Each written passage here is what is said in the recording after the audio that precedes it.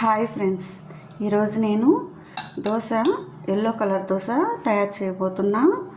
ఇప్పుడు ఆల్రెడీ 2 రోజుల నుంచి మనం దోశలు తిని బోర్ కొట్టి 3వ రోజు పిండి మిగిలింది అనుకోండి.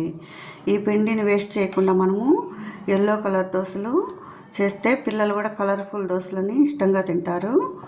వచ్చేసి మనము వీటికి కావాల్సిన పదార్థాలు ఆల్రెడీ దోశపిండి ఉంటుంది, ఇందులో ఉప్పు ఉంటుంది కదా. మిగిలిన దోశపిండితోటి పసుపు, ఉల్లిపాయలు 2 కట్ చేసుకోవాలి సన్నగా, పచ్చిమిర్చి 3 కట్ చేసుకున్నా నేను. ఇవి వేసి మామూలుగా తయారు చేద్దాము. ఎల్లో కలర్ దోశలు చాలా బాగుంటాయి. కొంచెం పసుపు 1/2 స్పూన్ వేయచ్చు, కొంచెమే ఉంది కదా దోశపిండి. ఉల్లిపాయలు కట్ చేసి పెట్టుకున్నా, 2 ఉల్లిపాయలు పడతాయి. 3 పచ్చిమిర్చి కట్ చేశాను నేను. ఈ ఎల్లో కలర్ దోశలు టేస్ట్ బాగుంటుంది. ఇంకా రోజు సాదా దోశలు తిని బోరు కొట్టినప్పుడు ఇలా చేసుకోండి. టేస్ట్ బాగుంటుంది, చాలా బాగుంటుంది. కలర్ఫుల్ దోశలు అని చెప్తే పిల్లలు ఆసక్తిగా తింటారనమాట.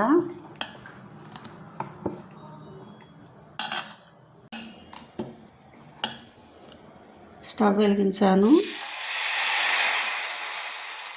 హీట్ ఎక్కిన తర్వాత దోశ పోసి చూపిస్తున్నా. చాలా బాగుంటాయి. ఈ విధంగా ట్రై చేయండి మీరు కూడా.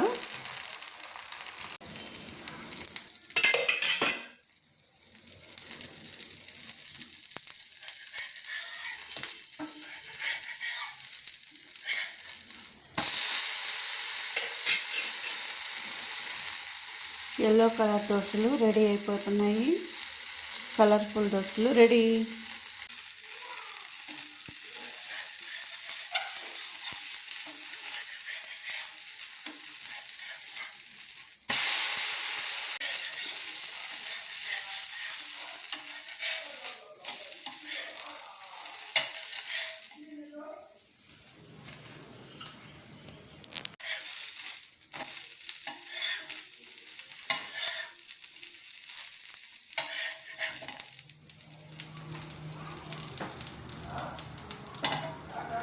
అంతే, టేస్టీగా ఉండే ఎల్లో దోశలు రెడీ అయిపోయినాయి. 2 రోజుల పిండి ఏమో వైట్ దోశలు, ఇంకా 3వ రోజు పిండి వేస్ట్ చేయకుండా మనం కొంచెం పసుపు, ఉల్లిపాయలు, పచ్చిమిర్చి ముక్కలు వేసి చేసామంటే దోశలు బాగుంటాయి. పిల్లలు కూడా కలర్ దోశ అని ఇష్టంగా తింటారు. ఈ ఉల్లిపాయ చట్నీ కాంబినేషన్ చాలా బాగుంటుంది. టేస్టీగా ఉండే ఎల్లో కలర్ దోశలు రెడీ.